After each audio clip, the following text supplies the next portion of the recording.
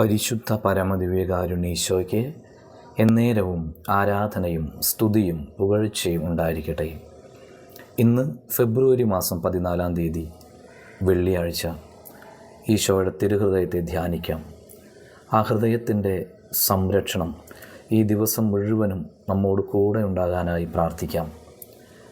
മത്തായി സുവിശേഷം 16-ാം അധ്യായത്തിൻ്റെ 25-ാം വചനത്തിൻ്റെ അവസാന ഭാഗം ഇന്ന് നമുക്ക് ധ്യാനിക്കാം. ആരെങ്കിലും എനിക്ക് വേണ്ടി സ്വജീവൻ നഷ്ടപ്പെടുത്തിയാൽ അവൻ അത് കണ്ടെത്തും. നിത്യമായ ജീവൻ കണ്ടെത്താനുള്ള വഴി ക്രിസ്തുവിന് വേണ്ടി ഭൂമിയിലെ ജീവൻ നഷ്ടപ്പെടുത്തലാണെന്ന് വചനം ഇന്ന് നമ്മെ ഓർമ്മിപ്പിക്കുകയാണ്. ജീവൻ കൊടുക്കുക എന്നാൽ ജീവിതത്തിൻ്റെ നമ്മുടെ സമയം കൊടുക്കുക എന്നുകൂടെ അർത്ഥമുണ്ട്. ഒരപകടത്തിൽപ്പെട്ട വ്യക്തിയെ രക്ഷിക്കാൻ നാം പരിശ്രമിക്കുമ്പോൾ ഒരുപക്ഷെ നമ്മുടെ ജീവിതത്തിലെ ഈ ഭൂമിയിലെ സമയം കുറഞ്ഞു പോയേക്കാം.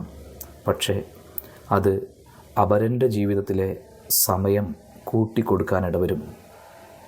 ഓരോ നന്മ ചെയ്യുമ്പോഴും ഇത് തന്നെയാണ് സംഭവിക്കുന്നത്.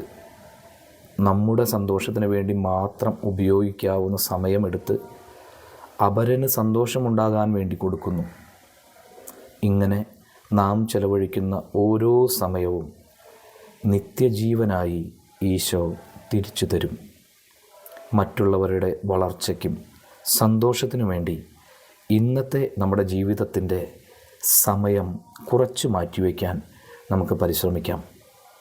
അപരർക്ക് നന്മയുണ്ടാകാൻ വേണ്ടി ഇന്ന് നമുക്ക് പ്രാർത്ഥിക്കാം. എല്ലാവർക്കും നല്ലൊരു ദിവസം ആശംസിക്കുന്നു. നമ്മുടെ കർത്താവ് ഈശോ മിശിഹായുടെ കൃപയും പിതാവായ ദൈവത്തിൻ്റെ സ്നേഹവും പരിശുദ്ധാത്മാവിൻ്റെ സഹവാസവും നാം എല്ലാവരോടും കൂടെ ഉണ്ടായിരിക്കട്ടെ, ഇപ്പോഴും എപ്പോഴും എന്നേക്കും. ആമേൻ.